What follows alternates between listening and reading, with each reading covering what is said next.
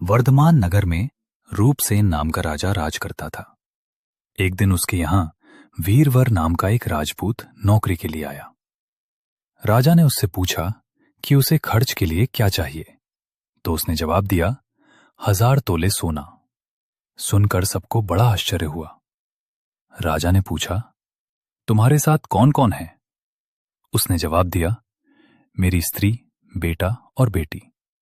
राजा को और भी अचंभा हुआ। आखिर 4 जने इतने धन का क्या करेंगे? फिर भी उसने उसकी बात मान ली। उस दिन से वीरवर रोज 1000 तोले सोना भंडारी से लेकर अपने घर आता।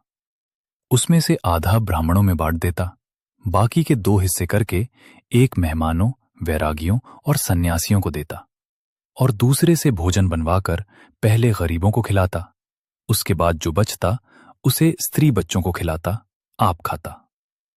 काम ये था कि शाम होते ही ढाल तलवार लेकर राज के पलंग की चौकीदारी करता।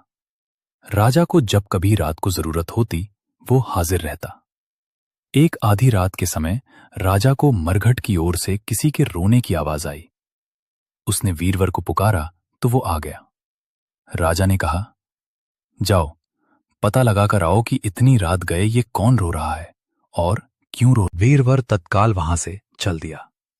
मरघट में जाकर देखता क्या है कि सिर से पांव तक एक स्त्री कहनों से लदी कभी नाचती है, कभी कूदती है और सिर पीट पीट कर रोती है, लेकिन उसकी आंखों से एक बूंद आंसू की नहीं निकलती। वीरवर ने पूछा, तुम कौन हो, क्यों रोती हो? उसने कहा, मैं राजलक्ष्मी हूं। रोती इसलिए हूं कि राजा विक्रम के घर में खोटे काम होते हैं, इसलिए वहां दरिद्रता का डेरा पड़ने वाला है। मैं वहां से चली जाऊंगी और राजा दुखी होकर 1 महीने में मर जाएगा। सुनकर वीरवर ने पूछा, इससे बचने का कोई उपाय है? स्त्री बोली, हां है। यहां से पूरब में 1 योजन पर एक देवी का मंदिर है।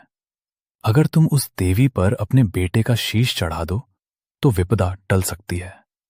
फिर राजा 100 बरस तक बेखटके राज करेगा।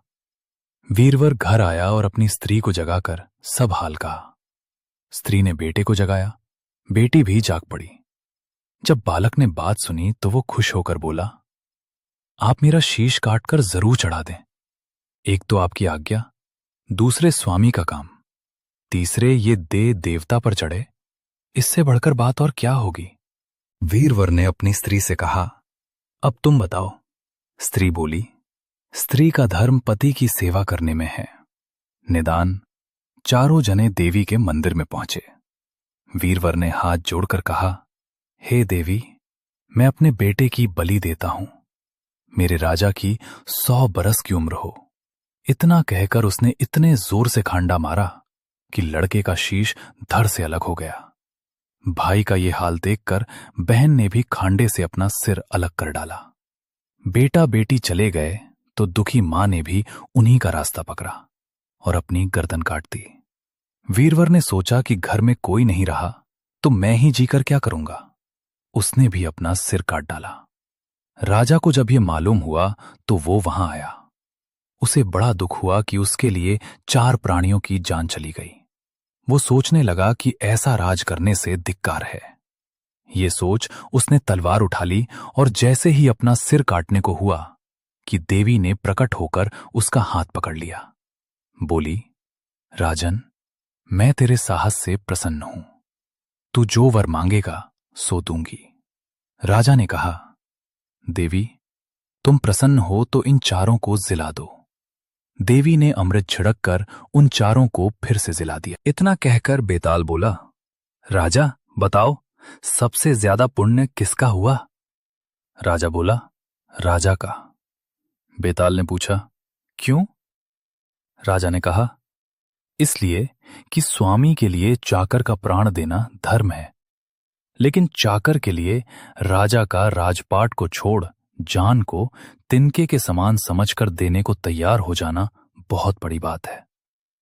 ये सुन बेताल गायब हो गया और पेड़ पर जा लटका।